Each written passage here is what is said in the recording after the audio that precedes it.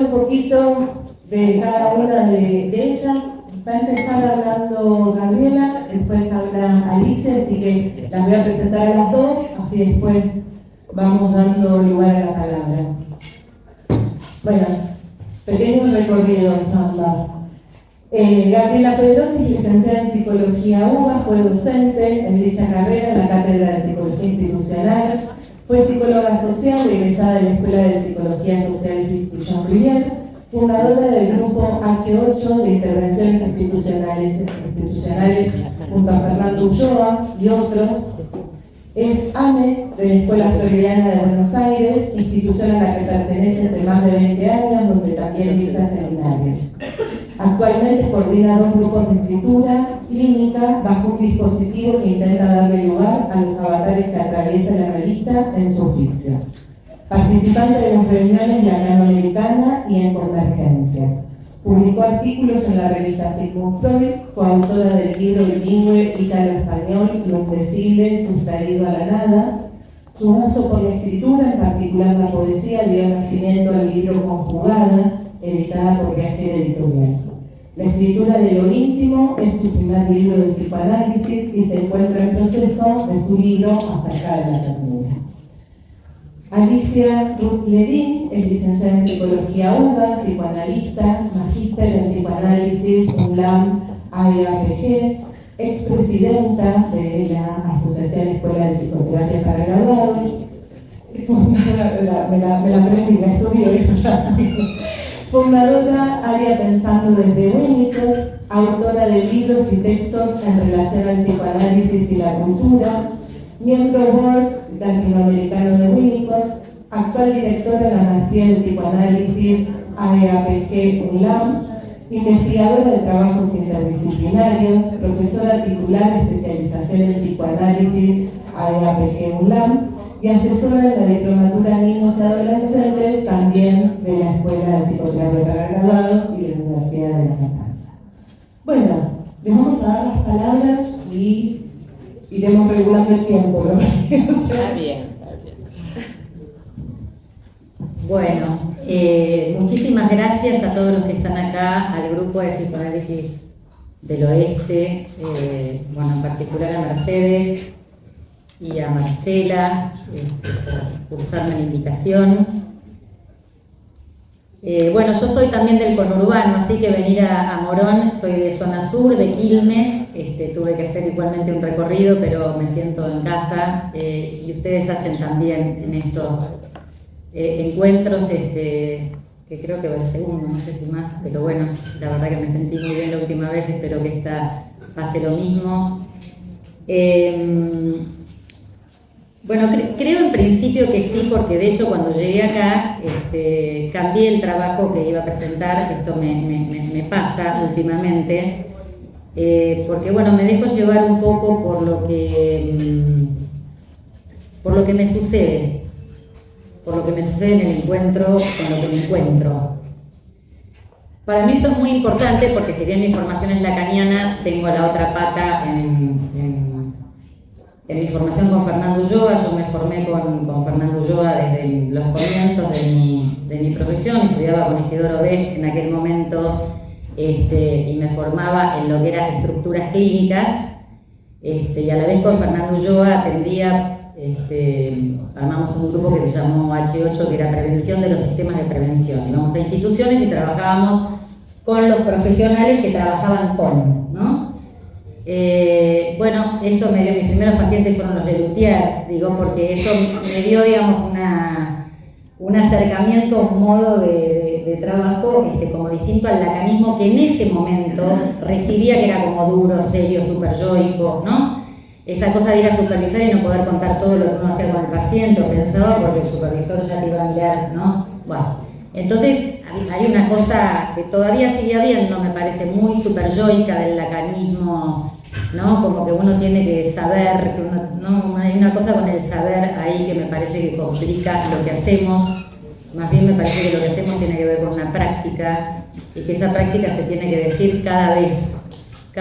El saber se produce cada vez. Si tomamos para mí como eje el saber inconsciente que se produce cada vez allí. en ese lugar. Por eso, bueno, no pude hablar en la mesa anterior, pero me hicieron pensar, entré en la discusión.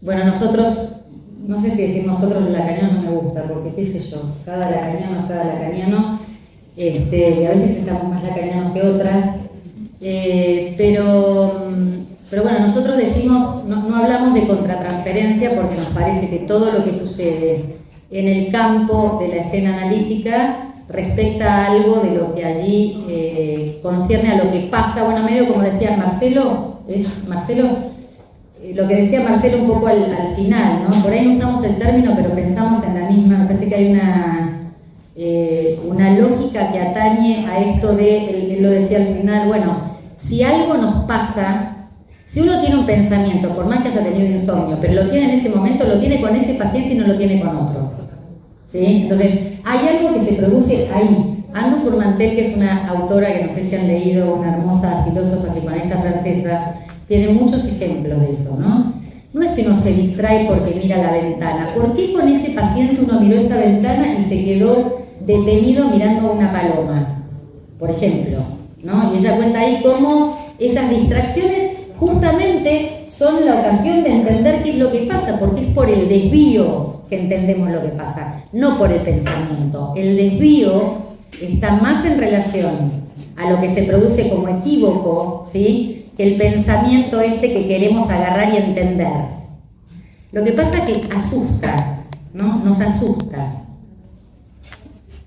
Bueno, yo quiero leer algo, voy a arrancar, ya arranqué, pero bueno, voy a seguir arrancando por acá.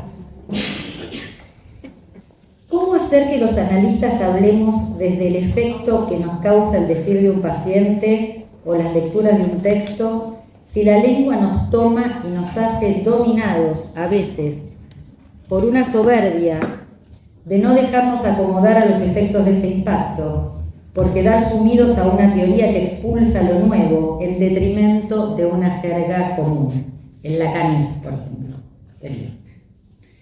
Si se habla para sacarse esa invasión de palabras, o ese poco de palabras, o esa noche que es por demás, o esa daga que hiere la lengua, porque no se encuentra otra narratividad que albergue dichos acontecimientos, un analista no debiera quedar indemne a lo que dice. Pero el refugio del amor propio es más fuerte. El amor al narcisismo resguarda de jugar la propia experiencia entonces, aquellas que nos desandan y nos desmadran de la lengua de origen. No se puede decir sin consecuencias, no se puede decir sin quedar un poco herido de otro, no se puede decir sin cuerpo y el cuerpo afecta las letras, las hace sonar de un modo distinto, las junta, las potencia separándolas o las impotentiza reduciendo algún esfuerzo de fascinación cuando éstas han encallado en ese modo.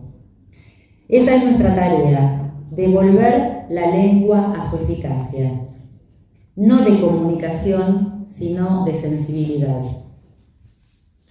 Una lengua que alberga, construye.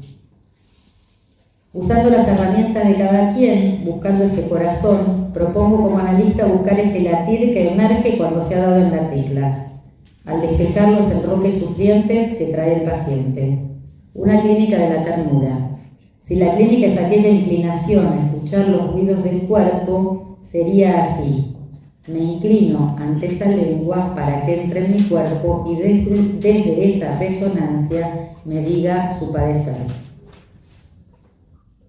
Es el eco de un decir que hay un cuerpo sensible que pueda recibirlo. Vieron que Lacan dice, la pulsión es el eco en el cuerpo del hecho de que hay un decir. En general se dice esa parte.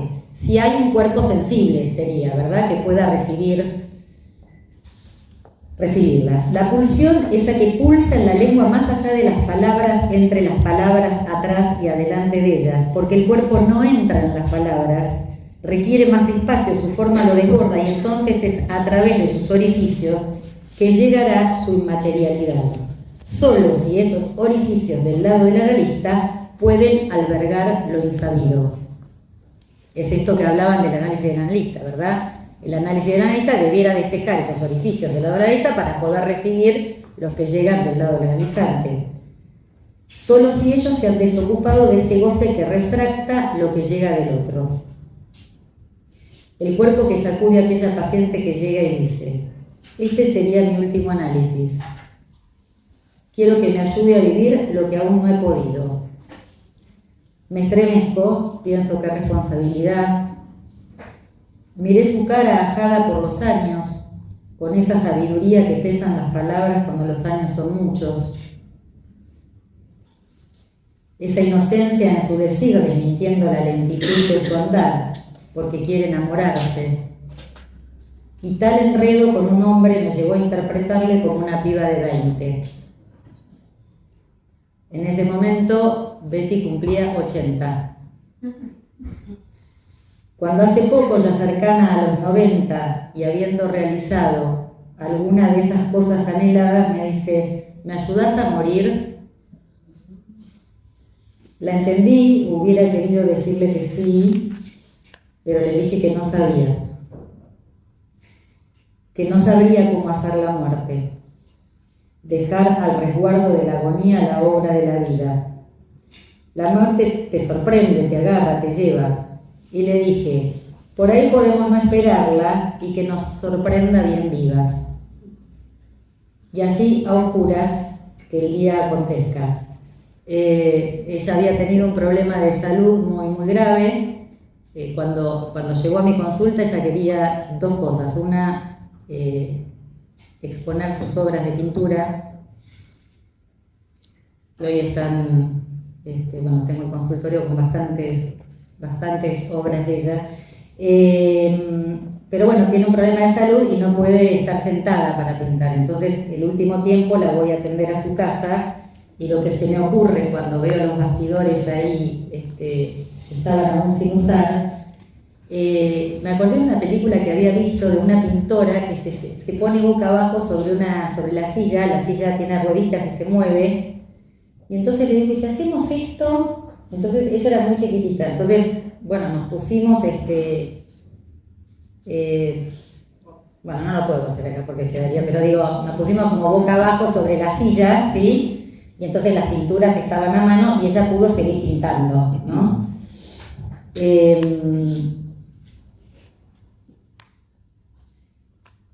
¿Cómo hacer pasar ese escozor sin sentir la poca tinta que tiene mi pluma en este momento? Estamos hechas de lo mismo, pensé. Y a veces quisiéramos morirnos un rato cuando algún laberinto no nos da tregua. Pero seguimos, a veces sin nuestro consentimiento, porque confiamos en que la lengua volverá a recortar algún pedazo del cuerpo que nos vuelva sentido. Cansan los relatos que brillan de una narratividad que hoy no dice más que palabras gastadas. ¿Por qué será?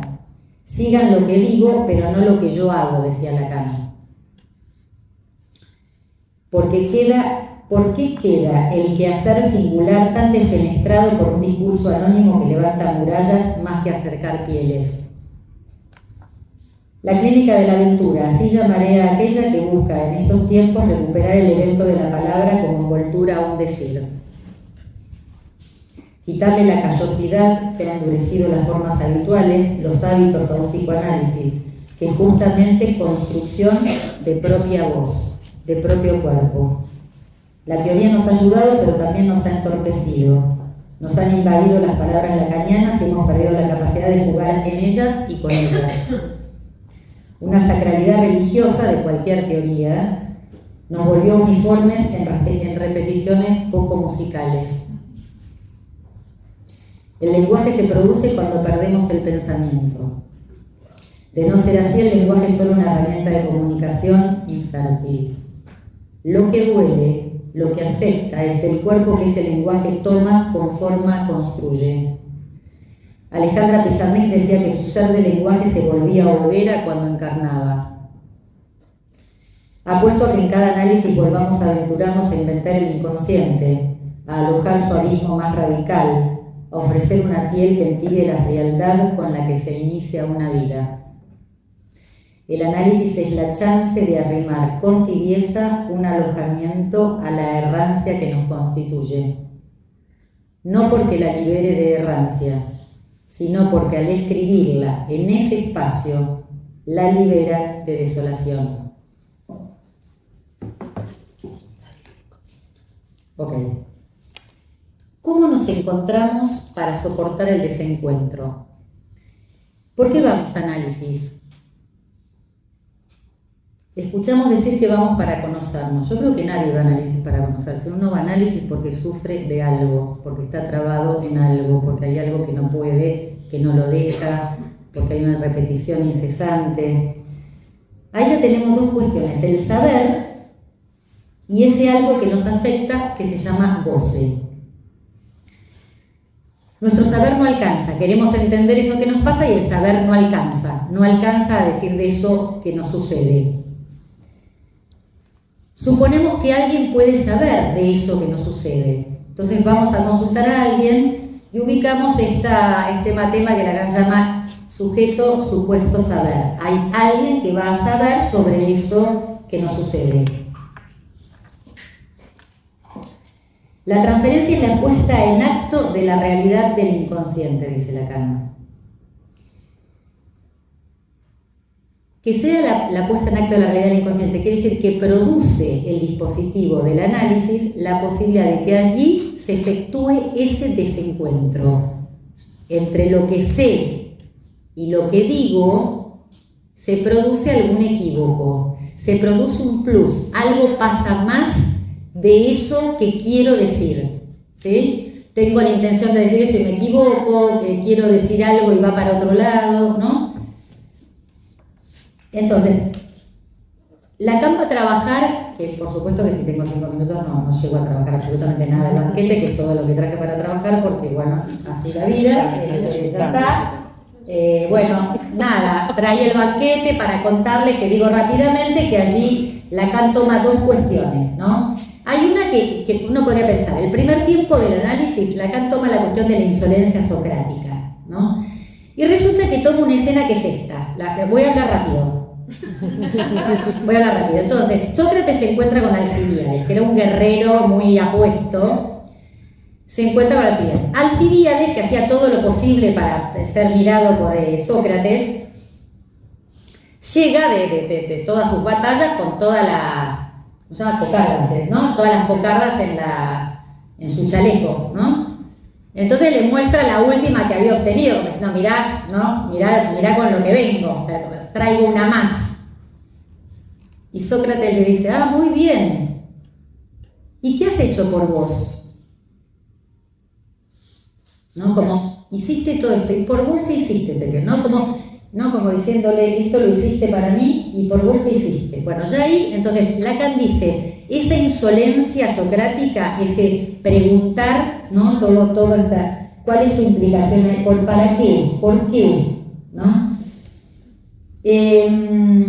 Entonces, el analista ocupa algo de ese lugar, dice Lacan, que no tiene que ver con ser alguien, es un lugar de atopía, dice él, ¿no? Como decía, creo que Ruth, uno tiene que ver qué personaje es allí, quién es allí, ¿verdad?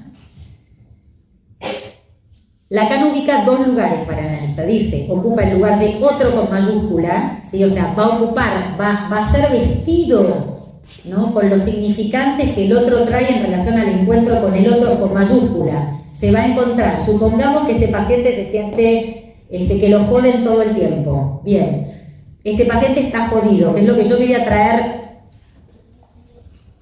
El paciente habla siempre cuando llega del lado de eromenos. Eromenos es algo que Lacan trabaja en relación al banquete. Eromenos es el lugar del amado. Llega el paciente a análisis como amado. Sufrimos en ese lugar como amados cuando solo nos quedamos con el lugar del amado, que sería el lugar del objeto, ¿sí? El análisis debiera transitar por la experiencia de que ese lugar de amado se vuelva amante. Entonces, de eromenos iríamos hacia el lugar de erastés, ¿sí? Ahora, la lengua se nos pega en una gramática, dice Freud, ¿verdad? Pegan a un niño, ¿no? Somos pegados a una gramática.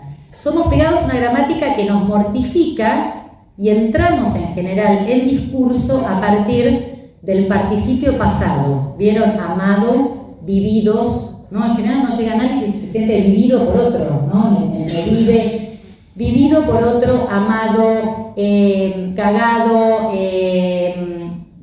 bueno, me acuerdo de adolescentes, forreado, me acuerdo de palabras de adolescentes, ¿no? Sí, en ese lugar, ¿no? El participio pasado nos pega a un lugar de muchísima mortificación, en la gramática. En el deseo de su interpretación, Lacan dice, ubiquen el verbo y ubicarán al sujeto. El verbo en cualquiera de sus conjugaciones. Entonces, ¿cómo hacemos en la transferencia para pasar de este lugar de amado, vivido, a amante, viviente, al menos por un rato? Bueno, allí está toda la operatoria que no les voy a contar hoy, o sea, quedará para la próxima jornada porque tengo que cerrar. Así que, bueno, pero esta es la... y tomo para terminar una... espérate, déjame decir esto solito y ya termino. Creemos que hay que buscar para atrás. No hay que buscar para atrás. No es que hay que ir a los 5 años. La lengua pasa cuando se dice. Lo que pasa, pasa cuando sucede ahí. Si un paciente llega y me dice, quiero que este análisis, por ejemplo, quiero que este análisis sea distinto a los análisis que ya tuve, porque yo ya hablé un montón de años de mi papá y mi mamá. Estoy podrida de hablar de ellos, me la pasé hablando de ellos, así que acá quiero que pase otra cosa. Pasaron 40 minutos y se la pasó hablando del papá y la mamá. Entonces cuando termina le digo, te entiendo que querés hablar de otra cosa, pero esto está acá. Esto no se hizo pasado. Algo se hace pasado por una intervención que sucede en la transferencia. ¿Sí? Algo se hace pasado, pero el pasado no está a los 3 años. El pasado puede estar acá. ¿Sí? Como está el futuro cuando hay presente, si logramos que en algún momento la vida lo sea.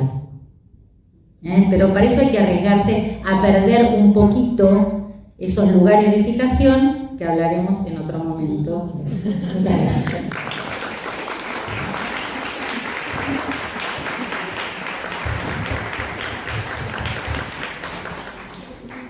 Bueno, buenas tardes. Gracias al Grupo Psicoanalítico del Oeste, generosas, inteligentes, Laura, Mercedes, a todos los presentes. La verdad que estuve escuchando un ratito el panel anterior, así que bueno, encantada de estar acá.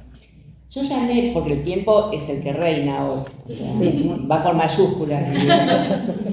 Yo llamé al escrito transferencia y contratransferencia en Winnicott y le puse un signo de interrogación. ¿Y ahora qué?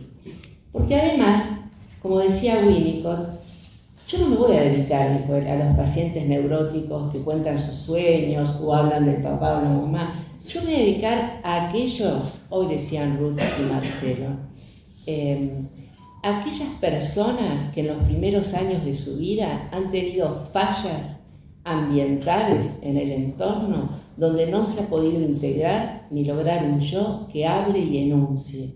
Entonces estamos hablando de personas, en palabras de Winnicott, diría no integradas, a lo cual en la técnica la interpretación no va a ser y no es aquella que va a funcionar. Creo que Marcelo también hablaba de Ruth de lo mismo. Entonces, todos los que estamos acá y la convocatoria tan interesante que han hecho, saben que estamos hablando en transferencia y en contratransferencia, que sí es un término que utiliza Winnicott y que voy a intentar a ver si puedo hacer un poco de pie en algo sumamente movidito, que es el odio a la contratransferencia y la contratransferencia en Winnicott. Voy a empezar por transferencia prolijamente. Si bien todos los que estamos acá sabemos, como decía Gabriela, que cuando hablamos de transferencia estamos hablando de una emoción, Winnicott le va a agregar aquello de la necesidad y el medio ambiente, es decir, cómo recibe el analista, qué es lo que recibe, aquello de lo que también pasó en el panel anterior, pacientes que tienen una fragmentación y una escisión, no estamos hablando de represión, entonces por ahí estamos hablando más de identificaciones proyectivas masivas. Entonces el lugar de la sesión, como el lugar donde se pueden recibir a estos fragmentos, sin devolverlos en un lenguaje simbólico, porque eso no está funcionando ahí en ese momento. Ok, en ese momento. A esto yo sí le agregaría, que en esto también coincido con Gabriela, que tendríamos que dejar esto de winnicottiano, lacaniano, bioniano, no sé qué, no, pero más allá de sobre todo cada uno de los que estamos acá hemos construido un dispositivo propio y lo bien que hacemos, vía 4 elementos: el análisis, la supervisión, la formación y el lazo social. Sin eso no hay psicoanalista, hay otra cosa. Winnicott divide las posibilidades de la transferencia en los pacientes con un yo que está intacto, que serían los neuróticos, que los analizaría a la manera de Freud, y otros con un yo capaz de mantener defensas contra la angustia, que en realidad crean un pseudo-self, ¿sí? Hay una nueva traducción de Winnicott que se está haciendo, por suerte, por psicoanalistas que son bilingües y no por traductores, porque muchas veces se confunde el verdadero ser con el verdadero self, concepto que quedará para otra reunión. Entonces, estos pacientes que llegan con un como sí, fenómenos psicosomáticos, sobre adaptaciones, por eso agregué en el título, ¿y hoy qué hacemos? Donde nosotros tenemos una clínica y una práctica epocal, ni peor ni menor, ¿no? Epocal. Entonces decía, vamos a pensar en 3, a grandes rasgos, subdivisión. Aquellos pacientes con un pseudo-ser, donde la adaptación no es suficiente, no hay una verdadera instauración del yo, por una sucesión de fracasos en la adaptación. Los primeros que nombré son los neuróticos, los segundos los del falso ser, y en tercer lugar, lo que más me interesa subrayar, aquellos pacientes que no se sienten reales, aquellos pacientes en donde el pasado es presente en la transferencia. No existe la ambivalencia, la ira y el odio como ambivalencia no fue registrada, no hay representación, ¿sí? Christopher Bollas, de los mejores discípulos de Winnicott, dice: aquello sabido, no pensado. No se pueden estar esperando asociaciones, ¿sí? No hay esa ligadura. Son pacientes que vienen, insisto, con una decisión del yo y con una fragmentación. Entonces, no es que se transfiere como si fuera la madre en una repetición. Lo que se vive ahí, justamente, es que el analista es la madre, es el padre, y en vía de esto se actúa. Se ocupa entonces de este verdadero ser que queda oculto, y el falso ser, dice Winnicott, lo protege, lo cuida, solamente para ver si en algún devenir, y el análisis es el mejor dispositivo, lo fue y lo es, para poder ir esperando activamente que ese verdadero ser tenga una oportunidad de poder despegarse, cosa que no sucedió en los primeros años de vida. Aquello que no sucedió en los primeros años de vida, el autor que traigo y que sin lo que aprendí de Winnicott desde hace 40 años, no podría yo pensar la clínica de los últimos años. Tampoco cuando hacía 40 años empecé a estudiar Winnicott. Digo entonces, este ser verdadero sufre un empobrecimiento derivado de la falta de experiencias, es decir, del sentimiento de estar vivo. Para Winnicott hay 3 estados. Él usa una episteme que es el estado afectivo: estar vivo, estar muerto y estar no vivo. Los sobreadaptados, las personas que sufren fenómenos psicosomáticos, tienen un como sí y una caparazón absolutamente defensiva y protectora, porque en realidad lo que tienen es una angustia impensable. La palabra no es, o sea, el vocabulario de Winnicott no es azaroso, es un autor muy irónico, difícil de desentrañar, como vos decías, pareció una militancia lacaniana. Bueno, a Winnicott con el tema del maternaje, yo digo, si nace se muere otra vez ese hombre, porque claro, no tiene nada que ver con el maternaje, tiene que ver con funciones. Hoy que la clínica vemos, y en la pandemia y en la pospandemia, mucho peor que en la pandemia, ese agobio, el no querer criar, no poder cuidar, ¿sí? Entonces, la protección es esta coraza, dice, y me voy a dedicar a una clínica que tenga que ver con poder alojar de alguna manera esto que está sucediendo. El set y falso ser puede lograr una falsa identidad que resulta engañosa, sin embargo, no puede experimentar la vida ni sentirse real. En casos favorables desarrolla una actitud maternal fija con respecto al verdadero ser y se halla permanentemente en estado de sostener el ser verdadero del mismo modo que una madre sostiene a su bebé. El paciente hace uso del fracaso y de la falla del analista. El ejemplo que contó Marcelo. Esto es fundamental en la teoría de Winnicott. La falla del analista es: te veo resfriado. Yo no te veo resfriado como el se escucha de la pandemia, no. Se escucha que lamentablemente fallidos no psicoanalistas decían es resistencial. No, hermano, no se escuchaba, no sabíamos usar los dispositivos. Pero en realidad ese resfrío de esa carencia y ese pedido de omnipotencia del analista tiene que ver con que esto que vive como falla del analista porque está resfriado y le supone ocupado y preocupado en sí mismo, tiene que ver con aquello que fue vivido y no representado de un vacío de funciones parentales, de un cuidado, que no son los padres, es la vecina, es otro. Hoy que tenemos ensambles, hoy que tenemos toda una problemática y un despliegue de lo que tiene que ver con el género, no estoy hablando ni de la mamá, ni del papá, ni del señor Conchinera, estoy hablando de funciones, cómo se cumplen las funciones. Entonces, esta falla del analista, el lapsus que decía Marcelo, o aquello que tenga que ver con que esté resfriado, o suceda algo, o el balde que tenía el otro día yo porque se inundó la terraza, es vivido como una oportunidad para relanzar qué está viviendo ahí el paciente, como un ataque de la atención, y en vez de interpretarlo, poder hablar de esto, a ver si en realidad el analista puede ponerle palabras de alguna manera a aquello que es todavía inefable, no puede ser nombrado. No. Sí, sí. Te va a pasar, pero no importa. Te va a pasar, te vas a sentir mal. Te va a pasar. Bueno, variaciones en la transferencia se lo voy a dedicar a mi amiga Franca, que te voy a dar el escrito. En resumen, variaciones en la transferencia winnicottiana se caracteriza por la creación y el uso de un espacio intermedio, muy importante, el entre, ni vos ni yo, el entre, eso que está ahí, un lugar confiable, ¿sí? En Winnicott dice, aquello que cumple la función parental del holding, el sostenimiento, siempre en gerundio, voy haciendo, voy cuidando, ¿sí? En este movimiento, tiene que ver con ir construyendo aquello que está en déficit, no es que está reprimido y está desviado o está proyectado, está escindido.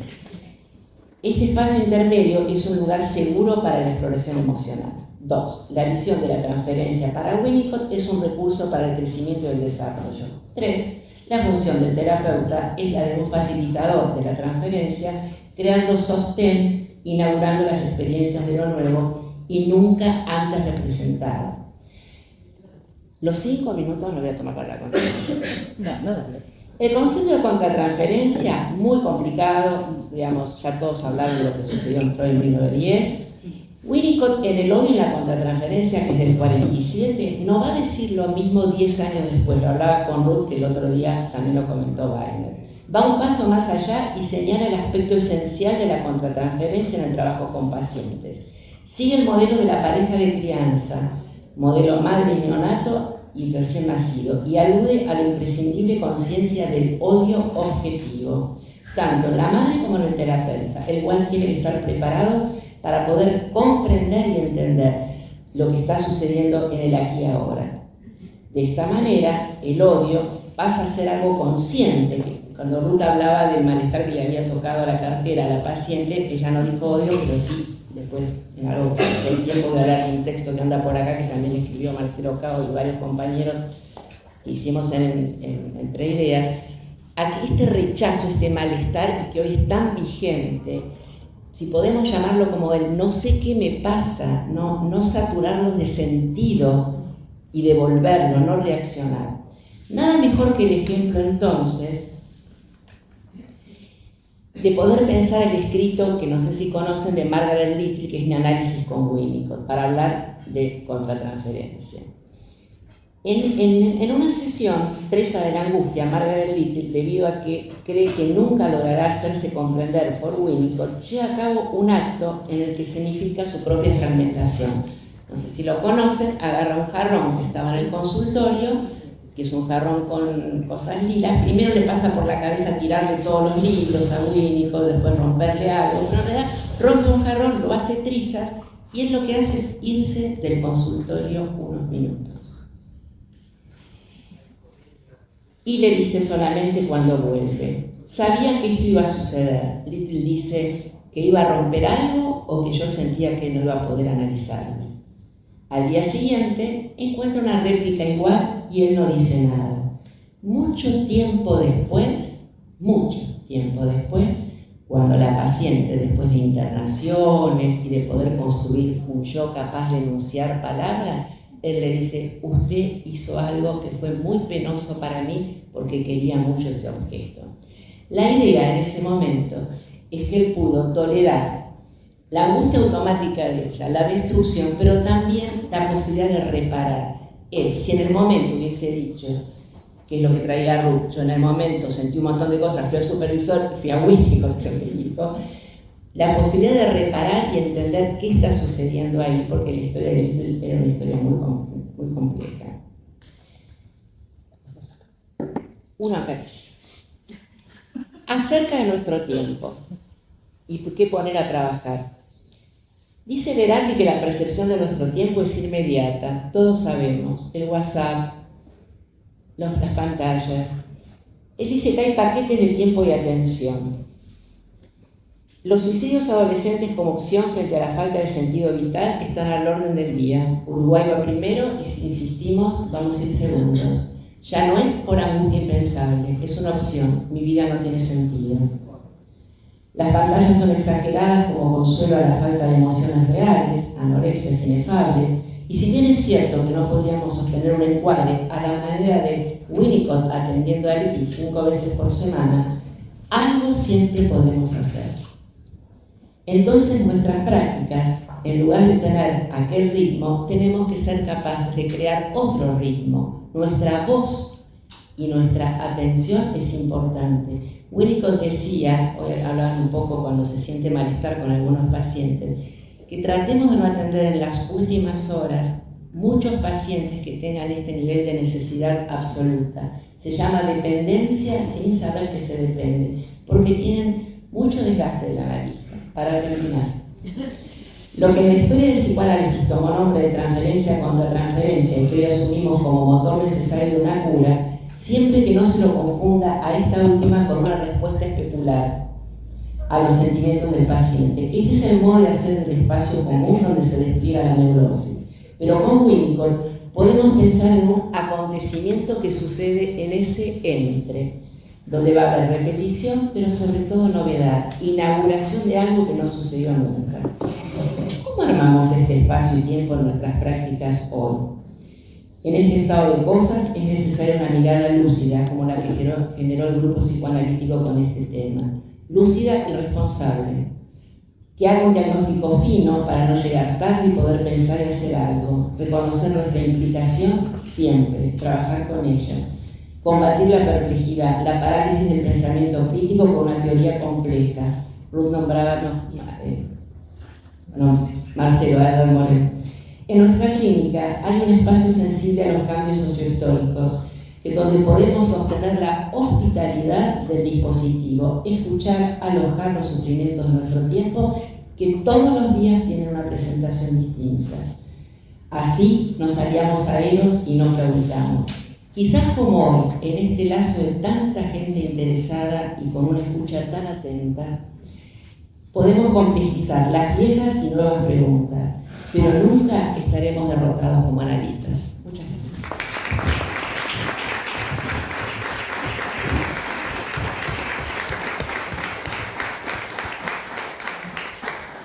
Yo antes de ceder la palabra quiero agradecerles no solamente por la velocidad, la rigurosidad, no solamente en tiempo, sino también teórica y la solidaridad.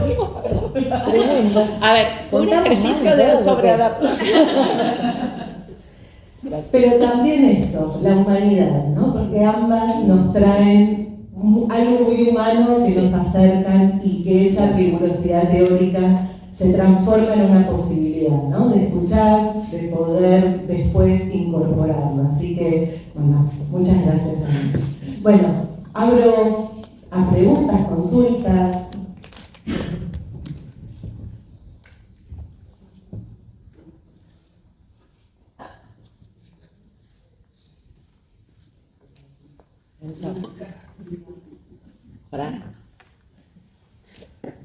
Bien. Pregunto algo.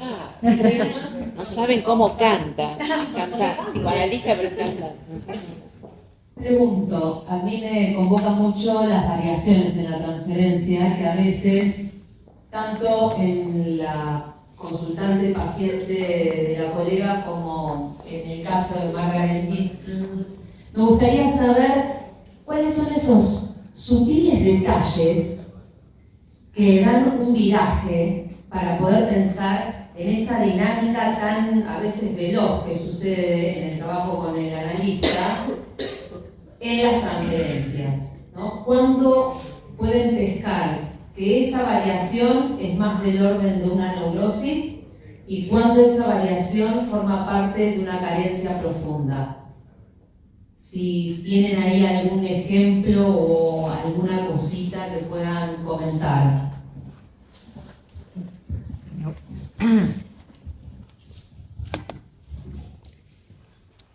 Yo creo que... Gracias. Gracias. ¿Franca es? Franca. Franca, Es Franca. Franca la psicoanalista cantante. Es muy difícil hacer, ¿no?, como un colectivo, porque creo que uno encuentra cada vez con cada paciente la posibilidad de... Ahora, yo creo que más allá de que sea una cuestión de reprimida y de ubicar ahí de qué manera puede aparecer algo del retorno de lo reprimido, que no lo sabemos, aparecerá, nos enteraremos si hay retorno. Yo creo que por lo menos la propuesta lacaniana es justamente que hay de la invención, ¿no? Hay de la invención, hay que ver de qué manera, ¿no?, logramos ese desvío que propicie esto que decía recién Alicia, de ese lugar de mortificación, algo vivificante, algo que vivifique al paciente, ¿sí? Por ejemplo, en el caso Por ejemplo, que viste, sí. que se acueste y pueda pintar. Está bien, ahí fue una intervención, sí, podemos hacer una intervención en acto, está bien, sí, bueno, podemos hacer una intervención en acto. Un gesto espontáneo de la paciente también, digamos. Totalmente, por supuesto que se me ocurrió ahí, no fue algo calculado, no fue a supervisión, lo pensé, no, fue ahí, en ese momento vi una silla y todo se me ocurrió ahí. Ahora, el tema, lo que digo es que, digamos, me interesó mucho porque yo traía, el tema de la variación es una palabra que viene de la música, se usa en la música, tiene que ver con espaciar, generar un espacio vacío, esa es la variación. Yo iba a hablar del ritmo, que también, ¿no? Hay algo del ritmo, del tono, hay algo que tiene que ver con el goce que pasa entre las palabras, ¿vieron? Por ejemplo, digamos, tengo dos situaciones para contarles. Una, un paciente que viene y dice que su jefe es un CEO, se dice CEO de una empresa muy importante, o sea, el tipo maneja gente, ¿no? Sin embargo, dice que cuando viene su superior, él queda, no sabe por qué, queda como que no puede responderle, que se queda como, se asusta, ¿no?, con esa persona, a pesar de que él es un tipo que dirige cosas y dirige proyectos y demás. Bueno, ¿qué es esta voz? Ahí aparece algo, porque primero era ¿qué dice? Que no es que dice, es la voz. La voz es el cuerpo, la voz, le pasa algo con la voz. Este tipo habla, dice hola, y ella se cae en las patas. Con el hola, ¿se entiende? O sea, es el tono de voz. Entonces, ¿cómo es? Entonces, bueno, ¿con qué asociaba esa voz? ¿Qué se le ocurría con esa voz? Bueno, nos ponemos a jugar, porque ahí uno hace así, como dice una paciente mía, vos haces así, ¿no? Uno hace así para ver por dónde, a ver esto, por dónde es. Entonces, digo, manos a la obra, a mí me reinteresan esos momentos, vamos a ver por dónde entrar, ¿no? Y ahí hay que olvidarse un poco de lo que uno sabe, y todas estas cosas que nos obtura, hay que olvidarse, porque uno trabaja con lo que uno tiene en sí y no tiene, con eso que uno es, no siendo, digo, con lo que uno trabajó, con su barrio, con sus películas, con sus amores, con todo eso uno trabaja, y cuanto más espontáneo uno sea, mejor sale, ¿no? Después, por supuesto, hay que pensar lo que uno hizo, ¿no? Pero ahí hay que ver qué le sale a uno hacer. Entonces, aparece que cuenta una escena donde eran 6, 7 hijos, se sentaban a la mesa, venía el padre, así tipo la película, ¿se acuerdan de la celebración? Bueno, se sentaba el padre ahí y decía, ¿pero quién es la autoridad en esta casa? Así con una voz, él dice de trueno, ¿no? Como esta voz que le aparece en el jefe, ¿no? ¿Pero quién es la autoridad?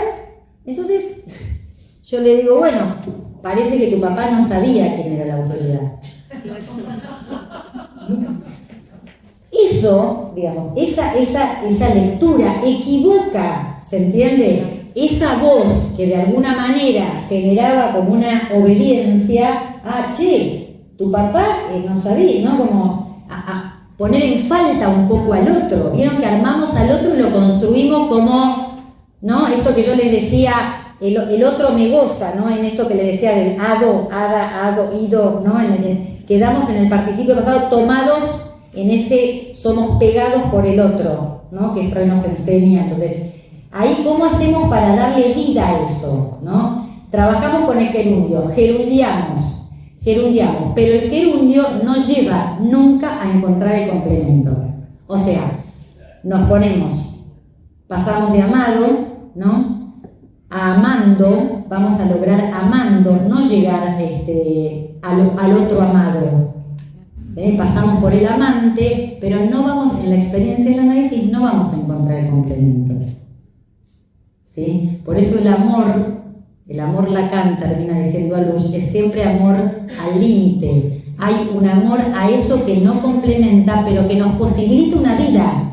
Cuando soportamos que es hasta acá, y Alicia y yo nos bancamos que la mitad del trabajo no lo dijimos, pero bueno, está bien, pasó lo que pasó y podemos seguir charlando, ¿se entiende? Porque si uno se queda, podríamos salir y putear, enojarnos, pero esta gente que te invita a hablar y no te deja hablar más de ellos, no, esa es una vía, ¿no? Salir por la vía más neurótica, ¿no? Enojarnos con el otro, creer que el otro nos priva, el otro no nos deja, el otro nos da poco, no nos deja. Esta es una versión neurótica, ¿no? Pero es que es así. Ningún amor alcanza, ningún hombre da todo lo que necesitamos, ninguna mujer tampoco. El analista en algún momento se equivoca. Sí, es como nos relacionamos con eso que no hay. No hay porque está reprimido, no hay porque no nos lo dieron, no hay porque... Entonces, ¿cómo encontramos una vida con eso que no hay? Bueno. Arréglatela. Bueno.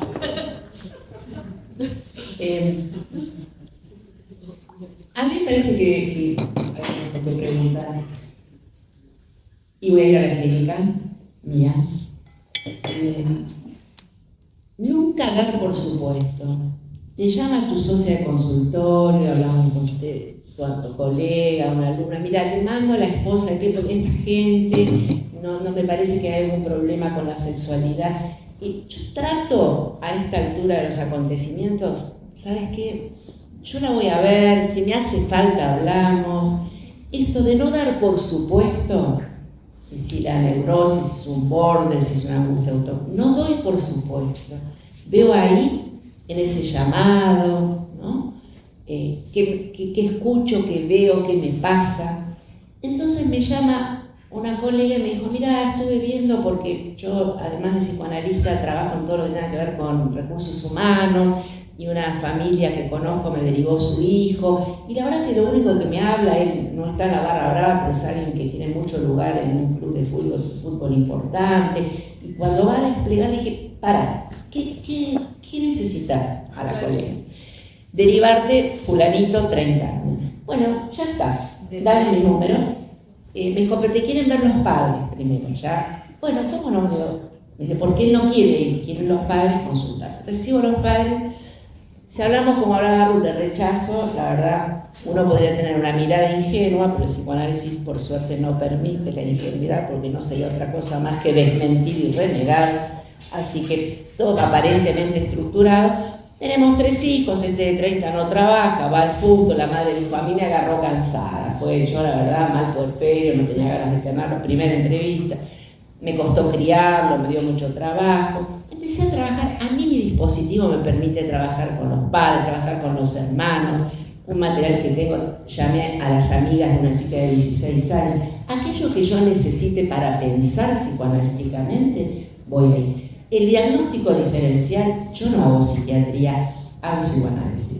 Yo no lo necesito, pero sí necesito, como vos preguntaste, hacer diferencia Si aquella persona que está sufriendo, porque ya escucho el rechazo de los padres, así, no de entrada, o sea, que vive estabilidad, que podría estar en lugar del resto, de no sirve, no hizo, no lo quería tener, no sé, todo lo que se les ocurra, tampoco el prejuicio, ¿no? Voy a ver qué encuentro. Trabajo 3 meses con los padres y empiezo a verlo a este muchacho. A mí me despierta, hablando de la ternura, Ulloa y la ternura que está leyendo una tesis Ruth preciosa de la maestría que dirijo, a mí este joven me despierta una ternura de alguien apabullado, con bastante certeza.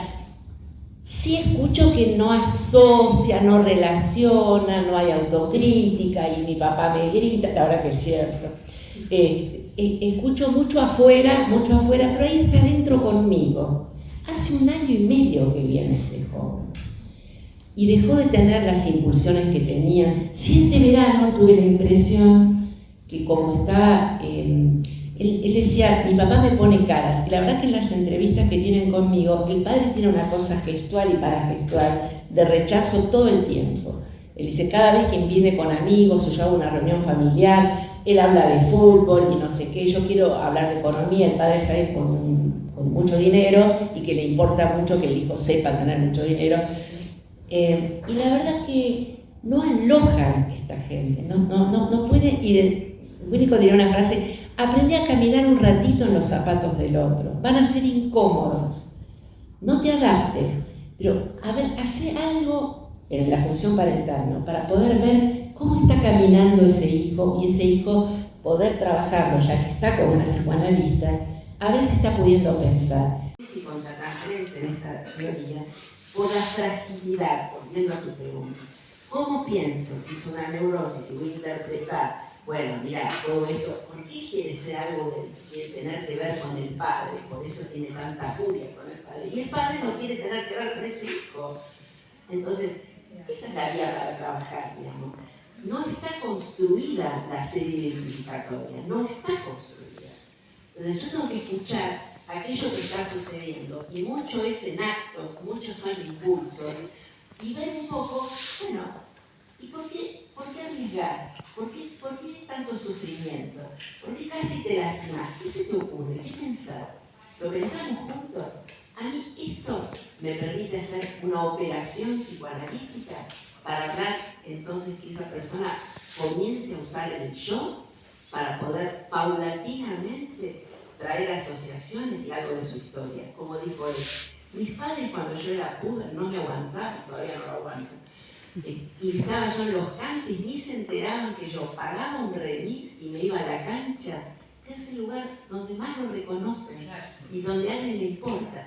También pude intervenir con los padres en este sentido. Es decir, no es que pierda el tiempo, es alguien, ahí eres alguien. Ustedes me están diciendo que lo narifican todo el tiempo. Y la verdad que las personas, antes de sentirse nada, hacen cualquier cosa. Todos hacemos cualquier cosa antes de perder el sentido de la vida. Gracias. Bueno, vamos a cerrar ya porque nos pasamos de la hora. Yo tengo acá mi autoridad relojera. Yo soy la mala, yo no dije nada. Bueno, viste cómo es que se ubica en algo. Así que, bueno, seguramente que por ahí ahora podrán acercarse a hacerle alguna otra consultita, pero bueno, esperamos volver a tenerlas pronto para poder seguir desplegando.